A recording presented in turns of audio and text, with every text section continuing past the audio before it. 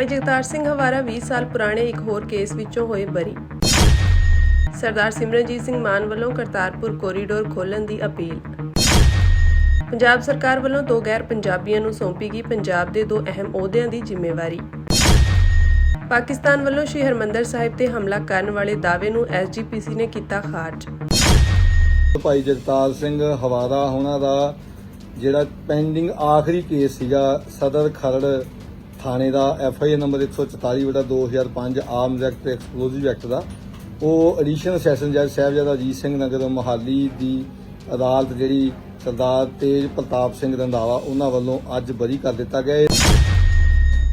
ਮੁਹਾਲੀ ਦੀ ਜ਼ਿਲ੍ਹਾ ਅਦਾਲਤ ਨੇ ਪੰਜਾਬ ਦੇ ਸਾਬਕਾ ਮੁੱਖ ਮੰਤਰੀ ਬੇਅੰਤ ਸਿੰਘ ਦੇ ਕਤਲ ਕੇਸ ਵਿੱਚ ਦੋਸ਼ੀ ਕਰਾਰ ਦਿੱਤੇ ਗਏ ਭਾਈ ਜਗਤਾਰ ਸਿੰਘ ਹਵਾਰਾ ਨੂੰ 20 ਸਾਲ ਪੁਰਾਣੇ ਇੱਕ ਹੋਰ ਮਾਮਲੇ ਵਿੱਚੋਂ ਬਰੀ ਕਰ ਦਿੱਤਾ ਹੈ। ਵਕੀਲ ਜਸਪਾਲ ਸਿੰਘ ਮੰਜਪੁਰ ਨੇ ਜਾਣਕਾਰੀ ਦਿੰਦਿਆਂ ਦੱਸਿਆ ਕਿ ਉਹਨਾਂ ਵਿਰੁੱਧ 2005 ਵਿੱਚ ਖਰੜ ਥਾਣੇ ਵਿੱਚ ਮਾਮਲਾ ਦਰਜ ਕੀਤਾ ਗਿਆ ਸੀ। ਇਸ ਦੌਰਾਨ ਭਾਈ ਜਗਤਾਰ ਸਿੰਘ ਹਵਾਰਾ ਨੂੰ ਵੀਡੀਓ ਕਾਨਫਰੰਸਿੰਗ ਰਾਹੀਂ ਪੇਸ਼ ਕੀਤਾ ਗਿਆ ਸੀ। ਤੇ ਅੱਜ ਬਹੁਤ ਖੁਸ਼ੀ ਦੀ ਇੱਕ ਖਬਰ, ਭਾਈ ਜਗਤਾਰ ਸਿੰਘ ਹਵਾਰਾ ਉਹਨਾਂ ਦਾ ਜਿਹੜਾ ਪੈਂਡਿੰਗ ਆਖਰੀ ਕੇਸ ਸੀਗਾ ਸਦਰ ਖਰੜ ਥਾਣੇ ਦਾ FIR ਨੰਬਰ 144/2005 ਆਰਮਜ਼ ਐਕਟ ਤੇ ਐਕਸਪਲੋਸਿਵ ਐਕਟ ਦਾ, ਉਹ ਐਡੀਸ਼ਨਲ ਸੈਸ਼ਨ ਜੱਜ ਸਾਹਿਬਜ਼ਾਦਾ ਅਜੀਤ ਸਿੰਘ ਨਗਰ ਮੋਹਾਲੀ ਦੀ ਅਦਾਲਤ ਜਿਹੜੀ ਸਰਦਾਰ ਤੇਜ ਪ੍ਰਤਾਪ ਸਿੰਘ ਰੰਧਾਵਾ ਉਹਨਾਂ ਵੱਲੋਂ ਅੱਜ ਬਰੀ ਕਰ ਦਿੱਤਾ ਗਿਆ। ਇਸ ਕੇਸ ਦੇ ਵਿੱਚ ਭਾਈ ਜਗਤਾਰ ਸਿੰਘ ਹਵਾਰਾ ਦੀ 5 ਨਵੰਬਰ 2020 ਰਾਹੀਂ ਖਰੜ ਮੈਜਿਸਟ੍ਰੇਟ ਵੱਲੋਂ ਜਿਹੜੀ ਆ ਉਹ VC ਰਾਹੀਂ ਵੀਡੀਓ ਕਾਨਫਰੰਸਿੰਗ ਰਾਹੀਂ ਗ੍ਰਿਫਤਾਰੀ ਪਾਈ ਗਈ ਸੀ। ਉਹ ਕੇਸ ਚੱਲਦਾ ਅੱਜ ਤੇਜ ਪ੍ਰਤਾਪ ਸਿੰਘ ਰੰਧਾਵਾ ਵਧੀਕ ਸੈਸ਼ਨ ਜੱਜ ਸਾਹਿਬਜ਼ਾਦਾ ਅਜੀਤ ਸਿੰਘ ਨਗਰ ਮੋਹਾਲੀ ਵੱਲੋਂ ਬਰੀ ਕਰ ਦਿੱਤਾ ਗਿਆ। ਇਸ ਤੋਂ ਪਹਿਲਾਂ ਉਹਨਾਂ ਨੂੰ ਮੁਹਾਲੀ ਦੇ ਸੋਹਾਣਾ ਪੁਲਿਸ ਸਟੇਸ਼ਨ ਤੋਂ ਦਰਜ ਕੇਸ ਵਿੱਚ ਬਰੀ ਕਰ ਦਿੱਤਾ ਗਿਆ ਸੀ। ਮਿਲੀ ਜਾਣਕਾਰੀ ਮੁਤਾਬਕ ਭਾਈ ਜਗਤਾਰ ਸਿੰਘ ਹਵਾਰਾ ਸਮੇਤ ਕੁਝ ਲੋਕਾਂ ਵਿਰੁੱਧ 2005 ਵਿੱਚ ਖਰੜ ਥਾਣੇ ਵਿੱਚ ਵਿਸਫੋਟਕ ਪਦਾਰਥ ਐਕਟ 1908 ਅਤੇ ਅਸਲਾ ਐਕਟ ਤਹਿਤ ਮਾਮਲਾ ਦਰਜ ਕੀਤਾ ਗਿਆ ਸੀ। ਹਾਲਾਂਕਿ ਉਸ ਸਮੇਂ ਉਹਨਾਂ ਤੋਂ ਕੁਝ ਵੀ ਬਰਾਮਦ ਨਹੀਂ ਕੀਤਾ ਗਿਆ। ਇਸੇ ਤਰ੍ਹਾਂ ਸਾਲ 1998 ਵਿੱਚ ਜਗਤਾਰ ਸਿੰਘ ਹਵਾਰਾ ਤੇ ਭਾਰਤੀ ਦੰਡਾਵਲੀ ਦੀਆਂ ਧਾਰਾਵਾਂ 153A, 124A, 225, 120B ਅਤੇ 511 ਦੇ ਤਹਿਤ ਮਾਮਲਾ ਦਰਜ ਕੀਤਾ ਗਿਆ ਸੀ। 1 ਸਾਲ ਪਹਿਲਾਂ ਉਹਨਾਂ ਨੂੰ ਇਸ ਮਾਮਲੇ ਵਿੱਚ ਬਰੀ ਕਰ ਦਿੱਤਾ ਗਿਆ ਸੀ। ਦੋਵਾਂ ਮਾਮਲਿਆਂ ਵਿੱਚ ਪੇਸ਼ੀ ਵੀਡੀਓ ਕਾਨਫਰੰਸਿੰਗ ਰਾਹੀਂ ਕੀਤੀ ਗਈ ਸੀ। ਉਹ ਚੰਡੀਗੜ੍ਹ ਵਿੱਚ 2 ਮਾਮਲਿਆਂ ਵਿੱਚੋਂ ਪਹਿਲਾਂ ਹੀ ਬਰੀ ਹੋ ਚੁੱਕੇ ਹਨ। ਜਗਤਾਰ ਸਿੰਘ ਹਵਾਰਾ ਇਸ ਸਮੇਂ ਪੰਜਾਬ ਦੇ ਸਾਬਕਾ ਮੁੱਖ ਮੰਤਰੀ ਬੇਅੰਤ ਸਿੰਘ ਦੇ ਕਤਲ ਦੇ ਮਾਮਲੇ ਵਿੱਚ ਉਮਰ ਕੈਦ ਦੀ ਸਜ਼ਾ ਕੱਟ ਰਹੇ ਹਨ।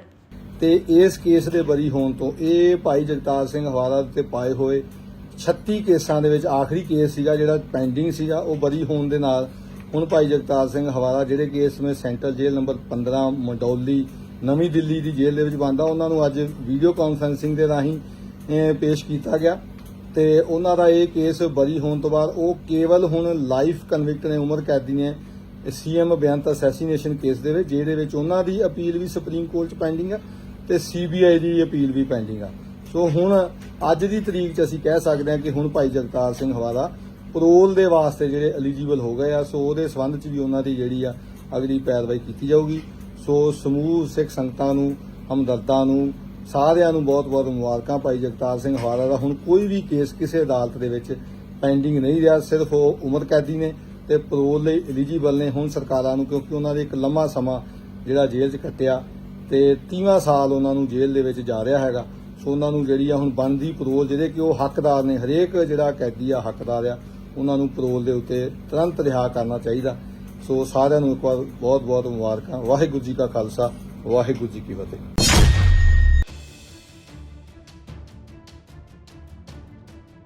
ਸ਼੍ਰੋਮਣੀ ਅਕਾਲੀ ਦਲ ਅੰਮ੍ਰਿਤਸਰ ਦੇ ਪ੍ਰਧਾਨ ਸਰਦਾਰ ਸਿਮਰਨਜੀਤ ਸਿੰਘ ਮਾਨ ਨੇ ਕੇਂਦਰ ਸਰਕਾਰ ਅਤੇ ਭਾਰਤ ਪਾਕਿਸਤਾਨ ਦੋਵਾਂ ਸਰਕਾਰਾਂ ਕੋਲ ਅਪੀਲ ਕੀਤੀ ਹੈ ਕਿ ਸ਼੍ਰੀ ਕਰਤਾਰਪੁਰ ਸਾਹਿਬ ਲਈ ਬਣਾਏ ਗਏ ਕੋਰੀਡੋਰ ਨੂੰ ਤੁਰੰਤ ਖੋਲ੍ਹਿਆ ਜਾਵੇ। ਉਨ੍ਹਾਂ ਕਿਹਾ ਕਿ ਇਹ ਕੋਰੀਡੋਰ ਸਿੱਖ ਪੰਥ ਦੀ ਧਾਰਮਿਕ ਆਸਥਾ ਨਾਲ ਜੁੜਿਆ ਹੋਇਆ ਹੈ ਅਤੇ ਇਸ ਦਾ ਲੰਮੇ ਸਮੇਂ ਤੱਕ ਬੰਦ ਰਹਿਣਾ ਸਿੱਖ ਭਾਈਚਾਰੇ ਦੀ ਆਸਥਾ ਤੇ ਆਘਾਤ ਹੈ। ਸਰਦਾਰ ਸਿਮਰਨਜੀਤ ਸਿੰਘ ਮਾਨ ਨੇ ਕਿਹਾ ਕਿ ਪਿਛਲੇ ਕੁਝ ਸਮੇਂ ਦੌਰਾਨ ਭਾਰਤ ਪਾਕਿਸਤਾਨ ਵਿਚਕਾਰ ਤਣਾਅ ਅਤੇ ਜੰਗੀ ਮਾਹੌਲ ਕਾਰਨ ਇਹ ਲਾਂਘਾ ਅਸਥਾਈ ਤੌਰ ਤੇ ਬੰਦ ਕਰ ਦਿੱਤਾ ਗਿਆ ਸੀ, ਪਰ ਹੁਣ ਜਦੋਂ ਹਾਲਾਤ ਕਾਬੂ ਵਿੱਚ ਹਨ ਅਤੇ ਕੋਈ ਜੰਗ ਜਾਂ ਫੌਜੀ ਟਕਰਾਅ ਨਹੀਂ ਚੱਲ ਰਿਹਾ ਤਾਂ ਇਸ ਲਾਂਘੇ ਨੂੰ ਬੰਦ ਰੱਖਣ ਦਾ ਕੋਈ ਖਾਸ ਕਾਰਨ ਨਹੀਂ ਰਹਿ ਜਾਂਦਾ। ਉਹਨਾਂ ਨੇ ਦਲੀਲ ਦਿੱਤੀ ਕਿ ਸ਼੍ਰੀ ਕਰਤਾਰਪੁਰ ਸਾਹਿਬ ਸਿੱਖ ਧਰਮ ਦੇ ਸੰਸਥਾਪਕ ਸ਼੍ਰੀ ਗੁਰੂ ਨਾਨਕ ਦੇਵ ਜੀ ਦਾ ਸਥਾਨ ਹੈ, ਜਿਸ ਦੇ ਦਰਸ਼ਨ ਸਿੱਖਾਂ ਲਈ ਵਿਸ਼ੇਸ਼ ਮਹੱਤਵ ਰੱਖਦੇ ਹਨ। ਇਸ ਕੋਰੀਡੋਰ ਰਾਹੀਂ ਹਜ਼ਾਰਾਂ ਸਿੱਖ ਰੋਜ਼ਾਨਾ ਨਤਮਸਤਕ ਹੋਣ ਜਾਂਦੇ ਸਨ, ਜੋ ਹੁਣ ਇਸ ਬੰਦਿਸ਼ ਕਰਕੇ ਆਪਣੀ ਆਸਥਾ ਪੂਰੀ ਨਹੀਂ ਕਰ ਸਕਦੇ। ਸਰਦਾਰ ਮਾਨ ਨੇ ਆਖਿਆ ਕਿ ਮੈਂ ਸ਼੍ਰੋਮਣੀ ਅਕਾਲੀ ਦਲ ਅੰਮ੍ਰਿਤਸਰ ਵੱਲੋਂ ਸਰਕਾਰਾਂ ਨੂੰ ਅਪੀਲ ਕਰਦਾ ਹਾਂ ਕਿ ਰਾਜਨੀਤਿਕ ਜਾਂ ਸੁਰੱਖਿਆ ਕਾਰਨਾਂ ਤੋਂ ਉੱਪਰ ਉੱਠ ਕੇ ਧਾਰਮਿਕ ਭਾਵਨਾਵਾਂ ਨੂੰ ਸਮਝਦਿਆਂ ਇਸ ਲਾਂਘੇ ਨੂੰ ਫੌਰੀ ਦਰਸ਼ਨਾਂ ਲਈ ਖੋਲ੍ਹਿਆ ਜਾਵੇ। ਸਰਦਾਰ ਸਿਮਰਨਜੀਤ ਸਿੰਘ ਮਾਨ ਨੇ ਇਹ ਵੀ ਉਲੇਖ ਕੀਤਾ ਕਿ ਇਹ ਕੋਰੀਡੋਰ ਸਿਰਫ ਧਾਰਮਿਕ ਮਹੱਤਵ ਹੀ ਨਹੀਂ, ਸਗੋਂ ਭਾਰਤ ਪਾਕਿਸਤਾਨ ਵਿਚਕਾਰ ਵਿਸ਼ਵਾਸ ਦਾ ਇੱਕ ਰਾਹ ਵੀ ਸੀ। ਇਸ ਨੂੰ ਬੰਦ ਕਰਨਾ ਸਹੀ ਨਹੀਂ ਹੈ। ਉਹਨਾਂ ਕਿਹਾ ਕਿ ਹੁਣ ਜਦੋਂ ਹਾਲਾਤ ਆਮ ਹੋ ਚੁੱਕੇ ਹਨ, ਸਿੱਖਾਂ ਦੀਆਂ ਭਾਵਨਾਵਾਂ ਅਤੇ ਆਸਥਾ ਨੂੰ ਮੱਦੇਨਜ਼ਰ ਰੱਖਦਿਆਂ ਇਹ ਲਾਂਘਾ ਜਲਦੀ ਤੋਂ ਜਲਦੀ ਦੁਬਾਰਾ ਖੋਲ੍ਹਿਆ ਜਾਣਾ ਚਾਹੀਦਾ ਹੈ।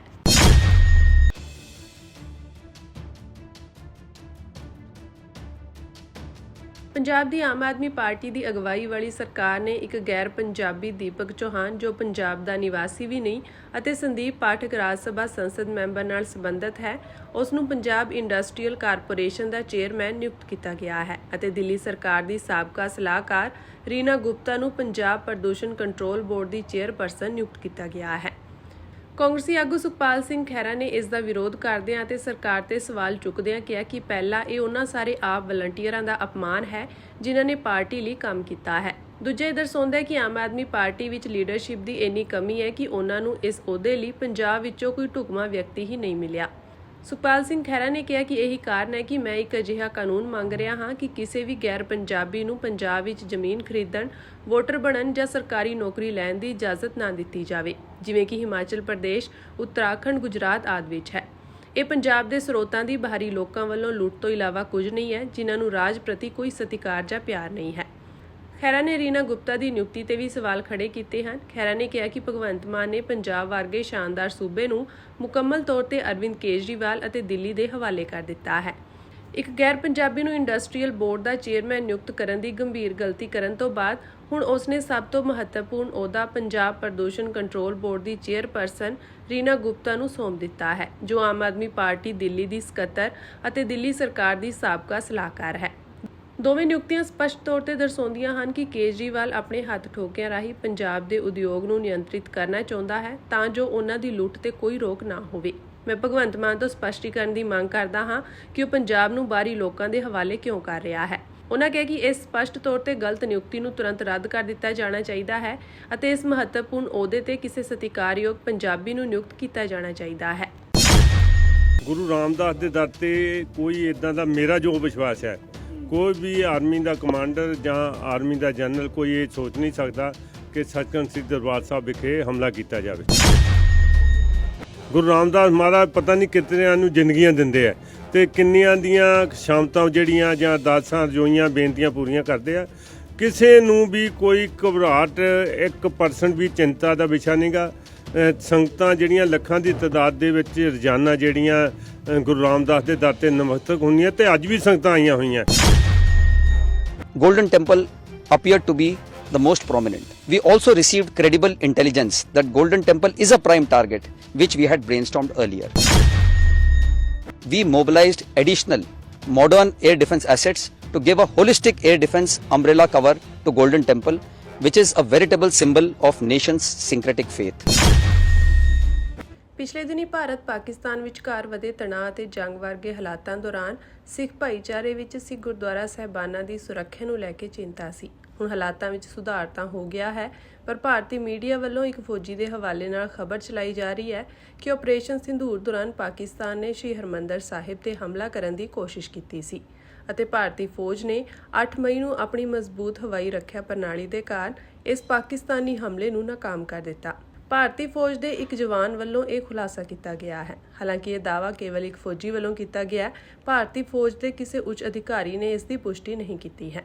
Consequent to Pak Army sponsored dastardly terrorist attack on innocent tourists, both domestic and international, nation's anger under able leadership took the form of Operation Sindoor, wherein befitting punitive strikes were carried out on exclusive terror targets. 9 targets were hit, which were selected from the many available terror camps based on precise and current intelligence. This was to avoid collateral damage, a fact openly admitted by the Pak Army. Of the 9 targets, 7 were exclusively destroyed by the Indian Army. This would be a decisive victory under all parameters because all political and military objectives were achieved.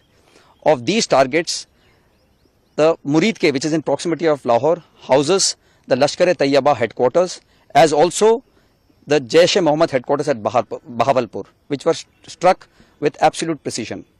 Soon after the strikes, we issued a statement clarifying that we intentionally did not target any Pak military or civilian infrastructure.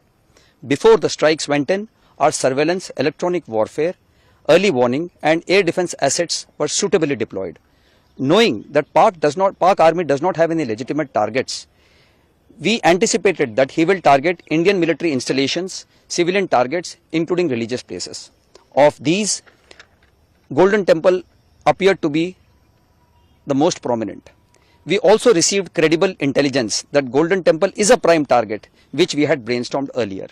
We mobilized additional modern air defense assets to give a holistic air defense umbrella cover to Golden Temple, which is a veritable symbol of nation's syncretic faith.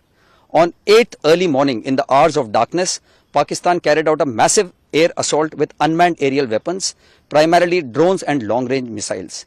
We were fully prepared since we had anticipated this, and our brave heart and alert army air defense gunners thwarted Pakistan Army's nefarious designs and shot down all drones and missiles targeted at Golden Temple, thus not allowing even a scratch to come on our holy Golden Temple. Pakistani ਸੈਨਾ ਵੱਲੋਂ ਸ਼੍ਰੀ ਹਰਿਮੰਦਰ ਸਾਹਿਬ ਤੇ ਹਮਲੇ ਸੰਬੰਧੀ ਭਾਰਤੀ ਸੈਨਾ ਦੇ ਬਿਆਨ ਤੋਂ ਬਾਅਦ ਸ਼੍ਰੋਮਣੀ ਕਮੇਟੀ ਦੀ ਪ੍ਰਤੀਕਿਰਿਆ ਸਾਹਮਣੇ ਆਈ ਹੈ। ਫੌਜ ਦੇ ਇੱਕ ਬੁਲਾਰੇ ਵੱਲੋਂ ਬੀਤੇ ਦਿਨੀ ਭਾਰਤ ਪਾਕਿਸਤਾਨ ਵੱਲੋਂ ਇੱਕ ਦੂਜੇ ਦੇਸ਼ਾਂ ਉੱਤੇ ਕੀਤੇ ਗਏ ਮਿਸਾਈਲ ਹਮਲਿਆਂ ਦੌਰਾਨ ਪਾਕਿਸਤਾਨ ਸੈਨਾ ਦੁਆਰਾ ਸ਼੍ਰੀ ਹਰਿਮੰਦਰ ਸਾਹਿਬ ਵੱਲ ਮਿਸਾਈਲਾਂ ਦਾਗਣ ਅਤੇ ਭਾਰਤੀ ਡਿਫੈਂਸ ਸਿਸਟਮ ਵੱਲੋਂ ਉਹਨਾਂ ਨੂੰ ਰਸਤੇ ਵਿੱਚ ਹੀ ਨਸ਼ਟ ਕਰ ਦਿੱਤੇ ਜਾਣ ਦੇ ਕੀਤੇ ਦਾਅਵੇ ਨੂੰ ਖਾਰਜ ਕਰਦਿਆਂ ਸ਼੍ਰੋਮਣੀ ਕਮੇਟੀ ਦੇ ਮੁੱਖ ਸਕੱਤਰ ਕੁਲਵੰਤ ਸਿੰਘ ਮੰਨਣ ਨੇ ਕਿਹਾ ਕਿ ਸਰਬੱਤ ਦੇ ਭਲੇ ਦਾ ਸੰਦੇਸ਼ ਦੇਣ ਵਾਲੇ ਇਸ ਪਾਵਨ ਸਥਾਨ ਉੱਤੇ ਸੈਨਾ ਦਾ ਕੋਈ ਜਰਨੈਲ ਮਿਸਾਈਲ ਹਮਲਾ ਕਰਨ ਬਾਰੇ ਸੋਚ ਵੀ ਨਹੀਂ ਸਕਦਾ। ਕੁਲਵੰਤ ਸਿੰਘ ਮੰਨਣ ਨੇ ਕਿਹਾ ਕਿ ਅਸੀਂ ਭਾਰਤੀ ਸੈਨਾ ਦੇ ਇਸ ਬਿਆਨ ਨਾਲ ਸਹਿਮਤ ਨਹੀਂ ਹਾਂ। ਉਹਨਾਂ ਕਿਹਾ ਕਿ ਸ਼੍ਰੀ ਹਰਿਮੰਦਰ ਸਾਹਿਬ ਤੇ ਹਮਲੇ ਬਾਰੇ ਕੋਈ ਸੋਚ ਵੀ ਨਹੀਂ ਸਕਦਾ। 1965 ਅਤੇ 1971 ਦੀ ਜੰਗ ਵਿੱਚ ਵੀ ਸ਼੍ਰੀ ਦਰਬਾਰ ਸਾਹਿਬ ਤੇ ਹਮਲੇ ਦੀ ਕੋਈ ਕੋਸ਼ਿਸ਼ ਨਹੀਂ ਹੋਈ ਸੀ। ਸਦੀਆਂ ਪਹਿਲਾਂ ਵੀ ਸ਼੍ਰੀ ਹਰਿਮੰਦਰ ਸਾਹਿਬ ਤੇ ਹਮਲਾ ਕਰਨ ਵਾਲਿਆਂ ਦਾ ਸਰਵਨਾਸ਼ ਹੋਇਆ ਹੈ। ਜਿਹੜੀਆਂ ਭਾਵੇਂ ਇੰਡੀਅਨ ਆਰਮੀ ਹੈ ਤੇ ਭਾਵੇਂ ਪਾਕਿਸਤਾਨ ਆਰਮੀ ਹੈ, ਇਹ ਇਹਨਾਂ ਦਾ ਪੋਲੀਟੀਕਲ ਕੋਈ ਮੋਟਿਵ ਹੋ ਸਕਦਾ। ਗੁਰੂ ਰਾਮਦਾਸ ਦੇ ਦਰ ਤੇ ਕੋਈ ਇਦਾਂ ਦਾ ਮੇਰਾ ਜੋ ਵਿਸ਼ਵਾਸ ਹੈ, ਕੋਈ ਵੀ ਆਰਮੀ ਦਾ ਕਮਾਂਡਰ ਜਾਂ ਆਰਮੀ ਦਾ ਜਨਰਲ ਕੋਈ ਇਹ ਸੋਚ ਨਹੀਂ ਸਕਦਾ ਕਿ ਸੱਚਖੰਡ ਸ੍ਰੀ ਦਰਬਾਰ ਸਾਹਿਬ ਵਿਖੇ ਹਮਲਾ ਕੀਤਾ ਜਾਵੇ। ਤੇ ਇੱਥੇ ਤਾਂ ਜਿਹੜਾ ਜੀਵਨ ਦਿੱਤਾ ਜਾਂਦਾ ਹੈ, ਗੁਰੂ ਰਾਮਦਾਸ ਮਹਾਰਾਜ ਪਤਾ ਨਹੀਂ ਕਿਤਨਿਆਂ ਨੂੰ ਜ਼ਿੰਦਗੀਆਂ ਦਿੰਦੇ ਆ ਤੇ ਕਿੰਨੀਆਂ ਦੀਆਂ ਸ਼ਾਮਤਾਂ ਜਿਹੜੀਆਂ ਜਾਂ ਅਰਦਾਸਾਂ ਰਜੋਈਆਂ ਬੇਨਤੀਆਂ ਪੂਰੀਆਂ ਕਰਦੇ ਆ। ਕਿਸੇ ਨੂੰ ਵੀ ਕੋਈ ਘਬਰਾਹਟ 1% ਵੀ ਚਿੰਤਾ ਦਾ ਵਿਸ਼ਾ ਨਹੀਂਗਾ। ਸੰਗਤਾਂ ਜਿਹੜੀਆਂ ਲੱਖਾਂ ਦੀ ਤਾਦਾਦ ਦੇ ਵਿੱਚ ਰੋਜ਼ਾਨਾ ਜਿਹੜੀਆਂ ਗੁਰੂ ਰਾਮਦਾਸ ਦੇ ਦਰ ਤੇ ਨਮਸਤਕ ਹੁੰਦੀਆਂ ਤੇ ਅੱਜ ਵੀ ਸੰਗਤਾਂ ਆਈਆਂ ਹੋਈਆਂ। ਕੋਈ ਕਿਸੇ ਨੂੰ ਤੋਖਲਾ ਨਹੀਂ ਹੋਣਾ ਚਾਹੀਦਾ ਤੇ ਕਿਸੇ ਨੂੰ ਮੈਂ ਕਹਾਂਗਾ ਕਈ ਵਾਰੀ ਸ਼ਰਾਰਤੀ ਲੋਕ ਜਿਹੜੇ ਆ, ਕਿਉਂਕਿ ਭਾਵੇਂ ਸਵੇਰ ਹੋਵੇ, ਭਾਵੇਂ ਦੁਪਹਿਰ ਹੋਵੇ, ਭਾਵੇਂ ਸ਼ਾਮ ਹੋਵੇ ਤੇ ਭਾਵੇਂ ਰਾਤ ਹੋਵੇ, ਤੇ ਲੱਖਾਂ ਦੀ ਤਾਦਾਦ 'ਚ ਸੰਗਤ ਜਿਹੜੀ ਗੁਰੂ ਰਾਮਦਾਸ ਦੇ ਦਰ ਤੇ ਸੱਚਖੰਡ ਸ੍ਰੀ ਦਰਬਾਰ ਸਾਹਿਬ ਵਿਖੇ ਮੱਥਾ ਟੇਕਦੀ ਹੈ। ਖਾਰਜ ਕਰਦੇ ਹੋ ਬਿਆਨ ਜੀ, ਸੈਨਾ ਦਾ ਖਾਰਜ ਕਰਦੇ ਹੋ ਸਿਰੇ ਤੋਂ? ਮੈਂ ਦੇਖੋ, ਮੈਂ ਵਿਸ਼ਵਾਸ ਹੀ ਨਹੀਂ ਕਰਦਾ। ਜੇ ਖਾਰਜ ਤਾਂ ਮੈਂ ਤਾਂ ਕਰਾਂ, ਮੈਂ ਵਿਸ਼ਵਾਸ ਨਹੀਂ ਕਰਦਾ ਇਹਨਾਂ ਗੱਲਾਂ ਤੇ, ਕਿਉਂਕਿ ਗੁਰੂ ਰਾਮਦਾਸ ਦੇ ਦਰ ਤੇ ਕਿਸੇ ਨੂੰ ਤੋਖਲਾ ਹੁੰਦਾ।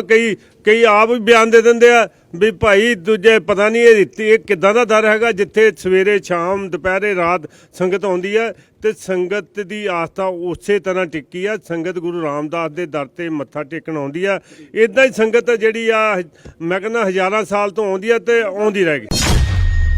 ਭਾਵੇਂ ਇਹ ਫਿਲਮ ਦੀ ਕਹਾਣੀ ਦਾ ਮਸਲਾ, ਭਾਵੇਂ AI ਦੇ ਨਾਲ ਗੁਰੂ ਸਾਹਿਬ ਜੀ ਨੂੰ ਦਿਖਾਉਣ ਦਾ ਮਸਲਾ, ਮੈਂ ਇੱਥੋਂ ਤੱਕ ਕਹਿਣਾ ਵੀ ਗੁਰੂ ਸਾਹਿਬ ਦੇ ਉੱਤੇ ਤੈਨੂੰ ਫਿਲਮ ਬਣਾਉਣ ਦਾ ਜਾਂ ਕਿਸੇ ਨੂੰ ਕੋਈ ਹੱਕ ਨਹੀਂ ਆ।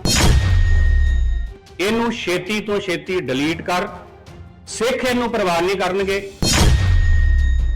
ਮਸ਼ਹੂਰ ਯੂਟਿਊਬਰ ਧਰੁਵ ਰਾਠੀ ਵੱਲੋਂ ਪਾਈ ਵੀਡੀਓ ਦੇ ਮਾਮਲੇ ਵਿੱਚ ਜਥੇਦਾਰ ਗਿਆਨੀ ਕੁਲਦੀਪ ਸਿੰਘ ਅੜਗਜ ਦਾ ਬਿਆਨ ਸਾਹਮਣੇ ਆਇਆ ਹੈ। ਉਹਨਾਂ ਰਾਠੀ ਵੱਲੋਂ ਬਣਾਈ ਵੀਡੀਓ ਤੇ ਇਤਰਾਜ਼ ਪ੍ਰਗਟਾਉਂਦਿਆਂ ਸ੍ਰੀ ਗੁਰੂ ਸਾਹਿਬਾਨ ਤੇ ਫਿਲਮ ਬਣਾਉਣ ਦੀ ਸਖਤ ਨਿੰਦਾ ਕੀਤੀ।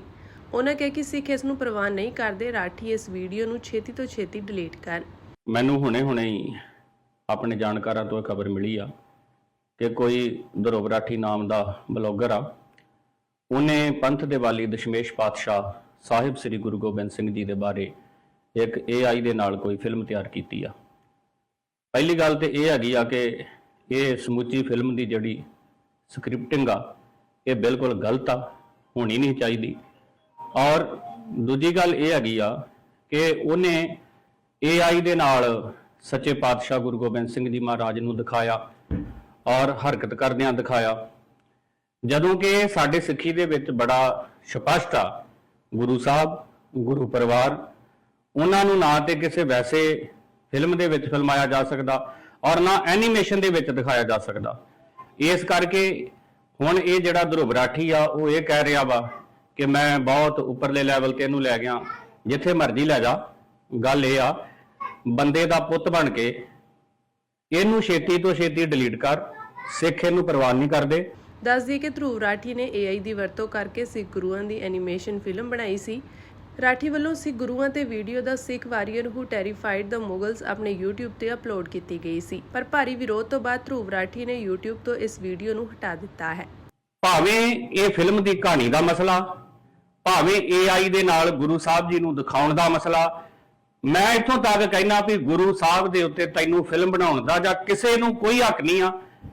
ਪਹਿਲੀ ਗੱਲ ਤੇ ਇਹ ਆ ਕਿ ਤੂੰ ਇਹ ਸਾਰੀ ਸਕ੍ਰਿਪਟ ਗਲਤ ਲਿਖੀ ਔਰ ਉਹਦੇ ਤੋਂ ਬਾਅਦ ਤੂੰ ਪੋਲ ਖੇਲ ਰਿਹਾ।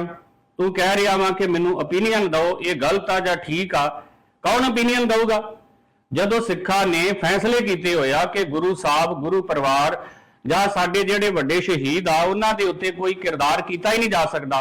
ਔਰ ਤੂੰ ਜਿਸ ਤਰੀਕੇ ਦੇ ਨਾਲ ਗੁਰੂ ਸਾਹਿਬ ਨੂੰ ਪੇਸ਼ ਕੀਤਾ, ਇਹਨੂੰ ਕਦੀ ਸਿੱਖ ਬਰਦਾਸ਼ਤ ਨਹੀਂ ਕਰਦੇ। ਮੈਂ ਮੀਡੀਆ ਦੇ ਰਾਹੀਂ ਧਰੁਵ ਰਾਠੀ ਤੱਕ ਆਪਣੀ ਗੱਲ ਭੇਜਦਾ, ਇਹਨੂੰ ਛੇਤੀ ਤੋਂ ਛੇਤੀ ਡਿਲੀਟ ਕਰ। ਸਿੱਖ ਇਹਨੂੰ ਪ੍ਰਵਾਨ ਨਹੀਂ ਕਰਨਗੇ। ਸ਼੍ਰੀ ਅਕਾਲ ਤਖਤ ਸਾਹਿਬ ਦੇ ਸੇਵਾਦਾਰ ਹੋਣ ਦੇ ਨਾਤੇ ਮੈਂ ਸਮੁੱਚੀ ਦੁਨੀਆ ਦੇ ਵਿੱਚ ਵਸਦੇ ਸਿੱਖਾਂ ਨੂੰ ਇਹ ਅਪੀਲ ਕਰਦਾ ਕਿ ਕਿਤੇ ਵੀ ਦੁਨੀਆ ਦੇ ਵਿੱਚ ਗੁਰੂ ਸਾਹਿਬ ਦੇ ਬਾਰੇ ਕਿਰਦਾਰਾਂ ਦੇ ਨਾਲ ਇਹਦਾ ਛੇੜਛਾੜ ਕੀਤੀ ਜਾਂਦੀ ਆ, ਆਪਾਂ ਇਹਨੂੰ ਕਦੀ ਬਰਦਾਸ਼ਤ ਨਾ ਕਰੀਏ। ਇਹ ਬਰਦਾਸ਼ਤਯੋਗ ਨਹੀਂ ਆ। SGPC ਨੇ ਰਾਠੀ ਤੇ ਸਿੱਖ ਇਤਿਹਾਸ ਨਾਲ ਛੇੜਛਾੜ ਕਰਨ ਦੇ ਇਲਜ਼ਾਮ ਲਾਏ ਸੀ। ਇੱਕ ਰਾਠੀ ਨਾਂ ਦਾ ਯੂਟਿਊਬਰ ਜਿਹਨੂੰ ਕਿਸੇ ਤਰ੍ਹਾਂ ਦਾ ਵੀ ਕੋਈ ਅਧਿਕਾਰ ਨਹੀਂ ਕਿ ਉਹ ਗੁਰੂ ਸਾਹਿਬਾਨ ਦੇ ਬਾਰੇ ਦੇ ਵਿੱਚ ਤੇ ਸਿੱਖਾਂ ਦੇ ਮਹਾਨ ਯੋਧੇ ਬਾਬਾ ਬੰਦਾ ਸਿੰਘ ਬਹਾਦਰ ਦੇ ਬਾਰੇ ਦੇ ਵਿੱਚ ਆਪਣੀ AI ਰਾਹੀਂ ਪ੍ਰਮੋਸ਼ਨ ਕਰਨ ਦੀ ਗੱਲ ਕਰੇ। ਅਸੀਂ ਦੱਸ ਦੇਣਾ ਚਾਹੁੰਦੇ ਹਾਂ ਕਿ ਇਸ ਦੁਨੀਆ ਦੀ AI ਨਾਲ ਸਿੱਖਾਂ ਦੇ ਇਤਿਹਾਸ ਨੂੰ ਪ੍ਰਮੋਟ ਕਰਨ ਦੀ ਜ਼ਰੂਰਤ ਨਹੀਂ ਹੈ। ਸਿੱਖਾਂ ਦਾ ਇਤਿਹਾਸ AI ਦੇ ਗੁਲਾਮ ਨਹੀਂ ਹੈ। ਇਹ ਬਿਲਕੁਲ ਰੱਦ ਕਰਦੇ ਆ ਇਸ ਗੱਲ ਤੋਂ। ਦੂਸਰੀ ਗੱਲ ਇਹ ਆ ਕਿ ਮੈਂ ਦੇਖ ਰਿਹਾ ਕਿ ਇੱਕ ਸਾਜ਼ਿਸ਼ ਹੋ ਰਹੀ ਆ, ਜਦੋਂ ਕਿ ਗੁਰੂ ਤੇਗ ਬਹਾਦਰ ਜੀ ਮਹਾਰਾਜ ਨੇ ਬਹੁਤ ਵੱਡੀ ਇੱਕ ਕੁਰਬਾਨੀ ਕੀਤੀ, ਜਿਸ ਕਰਕੇ ਅੱਜ ਇਹ ਹਿੰਦੁਸਤਾਨ ਆਜ਼ਾਦੀ ਦਾ ਸੁੱਖ ਵੀ ਮਾਣ ਰਿਹਾ। ਯੂਟਿਊਬਰ ਧਰੁਵ ਰਾਠੀ ਨੇ ਬੰਦਾ ਸਿੰਘ ਬਹਾਦਰ ਦੀ ਕਥਾ ਤੇ ਵੀਡੀਓ ਅਪਲੋਡ ਕੀਤਾ ਸੀ, ਜਿਸ ਵਿੱਚ ਉਸਨੇ ਬੰਦਾ ਸਿੰਘ ਬਹਾਦਰ ਨੂੰ ਰੋਬਿਨ ਹੁੱਡ ਦੱਸਿਆ ਸੀ। ਇਹ AI ਦੀ ਵਰਤੋਂ ਕਰਕੇ ਬਣਾਈ ਗਈ ਸਿੱਖ ਗੁਰੂਆਂ ਦੀ ਐਨੀਮੇਸ਼ਨ ਫਿਲਮ ਸੀ। ਮੈਨੂੰ ਲੱਗ ਰਿਹਾ ਜਿਹੜਾ ਕਿ ਹੁਣੇ 350 ਸਾਲਾ ਗੁਰੂ ਤੇਗ ਬਹਾਦਰ ਜੀ ਮਹਾਰਾਜ ਦਾ ਜਿਹੜਾ ਸਿੱਖਾਂ ਵੱਲੋਂ ਵੱਡੀ ਪੱਧਰ ਤੇ ਮਨਾਇਆ ਜਾ ਰਿਹਾ, ਹੋਰ ਵੀ ਸਰਕਾਰਾਂ ਵੀ ਇਸ ਵਿੱਚ ਸ਼ਾਮਲ ਹੋ ਰਹੀਆਂ ਨੇ। ਉਸ ਸਮੇਂ ਤੇ ਇਸ ਰਾਠੀ ਯੂਟਿਊਬਰ ਵੱਲੋਂ ਉਸ ਇਤਿਹਾਸ ਨੂੰ ਵਿਗਾੜਨਾ, ਉਸ ਇਤਿਹਾਸ ਦੀ ਘਟਨਾ ਨੂੰ ਨੈਗੇਟਿਵ ਕਰਨਾ, ਉਸ ਨੂੰ ਇਤਿਹਾਸ ਦੇ ਵਿੱਚੋਂ ਚੁੱਕਣਾ ਤੇ ਇਹ ਗੱਲ ਕਰਨੀ ਜਿਹੜੀ ਆ ਬਹੁਤ ਇੱਕ ਸਾਜ਼ਿਸ਼ ਦਾ ਹਿੱਸਾ। ਰਾਠੀ ਵੱਲੋਂ ਗੁਰੂ ਸਾਹਿਬ ਦੀ ਕੁਰਬਾਨੀ ਜਿਹੜੀ ਆ ਉਹ ਇਸ ਕਰਕੇ ਕੀਤੀ ਗਈ ਆ ਕਿ ਉਹਨਾਂ ਨੇ ਕਿਹਾ ਸੀ ਕਿ ਇਸਲਾਮ ਧਰਮ ਕਬੂਲ ਕਰ ਲਓ। ਉਹਨੇ ਕਸ਼ਮੀਰੀ ਪੰਡਤਾਂ ਦਾ ਅਧਿਆਇ ਵਿੱਚੋਂ ਚੁੱਕ ਦਿੱਤਾ, ਜਿਹੜਾ ਕਿ ਇੱਕ ਸਾਜ਼ਿਸ਼ ਤਹਿਤ ਹੈ। ਗੁਰੂ ਗੋਬਿੰਦ ਸਿੰਘ ਜੀ ਮਹਾਰਾਜ ਜੀ ਦੇ ਬਾਰੇ ਵਿੱਚ ਉਹ AI ਰਾਹੀਂ ਬਹੁਤ ਕੁਝ ਜਿਹੜਾ ਫਿਲਮਾਉਣ ਦੀ ਕੋਸ਼ਿਸ਼ ਕਰਦਾ, ਜਿਹੜਾ ਕਿ ਬਿਲਕੁਲ ਗਲਤ ਹੈ। ਸਿੱਖ ਕਿਸੇ ਤਰ੍ਹਾਂ ਹੀ ਬਰਦਾਸ਼ਤ ਨਹੀਂ ਕਰਦੇ।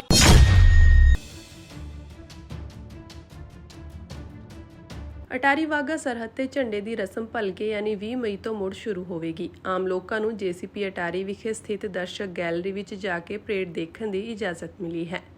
ਸਰਕਾਰੀ ਅਧਿਕਾਰੀਆਂ ਵੱਲੋਂ ਦਿੱਤੀ ਗਈ ਇਸ ਸੰਬੰਧੀ ਸੂਚਨਾ ਵਿੱਚ ਦੱਸਿਆ ਗਿਆ ਹੈ ਕਿ 20 ਮਈ ਨੂੰ ਭਾਰਤ ਸਰਕਾਰ ਵੱਲੋਂ BSF ਨੂੰ ਹੋਏ ਹੁਕਮਾਂ ਅਨੁਸਾਰ ਭਾਰਤ ਦੀ ਅਟਾਰੀ ਸਰਹੱਦ ਵਿਖੇ ਝੰਡੇ ਦੀ ਰਸਮ ਨੂੰ ਸ਼ੁਰੂ ਕੀਤਾ ਜਾ ਰਿਹਾ ਹੈ। ਉਹਨਾਂ ਇਹ ਵੀ ਦੱਸਿਆ ਕਿ ਇਸ ਮੌਕੇ ਪਹਿਲੇ ਦਿਨ ਝੰਡੇ ਦੀ ਮੁੜ ਰਸਮ ਸ਼ੁਰੂ ਕਰਨ ਤੇ ਸੈਲਾਨੀਆਂ ਦੀ ਗਿਣਤੀ ਨੂੰ ਖੁੱਲ੍ਹਾ ਰੱਖਦਿਆਂ ਭਾਰਤ ਸਰਕਾਰ ਅਤੇ ਪੰਜਾਬ ਸਰਕਾਰ ਦੇ ਉੱਚ ਅਧਿਕਾਰੀਆਂ ਦੇ ਪਰਿਵਾਰਾਂ ਨੂੰ ਵੀ ਇਸ ਮੌਕੇ ਝੰਡੇ ਦੀ ਰਸਮ ਰੀਟਰੀਟ ਸੈਰੇਮਨੀ ਵੇਖਣ ਲਈ ਖੁੱਲ੍ਹਾ ਸੱਦਾ ਦਿੱਤਾ ਗਿਆ ਹੈ। ਦੱਸਦੀ ਕਿ ਪਹਿਲਗਾਮ ਵਿੱਚ ਹੋਏ ਹਮਲੇ ਤੋਂ ਬਾਅਦ ਭਾਰਤ ਵੱਲੋਂ ਪਾਕਿਸਤਾਨ ਨਾਲ ਲੱਗਦੀ ਅਟਾਰੀ ਸਰਹੱਦ ਨੂੰ ਮੁਕੰਮਲ ਤੌਰ ਤੇ ਬੰਦ ਕਰ ਦਿੱਤਾ ਗਿਆ ਸੀ। ਪਹਿਲਗਾਮ ਵਿੱਚ ਹੋਏ ਹਮਲੇ ਤੋਂ ਬਾਅਦ ਭਾਰਤ ਸਰਕਾਰ ਵੱਲੋਂ ਆਪਰੇਸ਼ਨ ਸਿੰਦੂਰ ਸ਼ੁਰੂ ਕੀਤਾ ਗਿਆ ਸੀ, ਜਿਸ ਤੋਂ ਬਾਅਦ ਦੋਵੇਂ ਦੇਸ਼ਾਂ ਦਰਮਿਆਨ ਭਾਰੀ ਤਣਾਅ ਤੋਂ ਬਾਅਦ ਭਾਰਤ ਸਰਕਾਰ ਨੇ ਫੈਸਲਾ ਲੈਂਦਿਆਂ ਝੰਡੇ ਦੀ ਰਸਮ ਨੂੰ ਬੰਦ ਕਰ ਦਿੱਤਾ ਸੀ।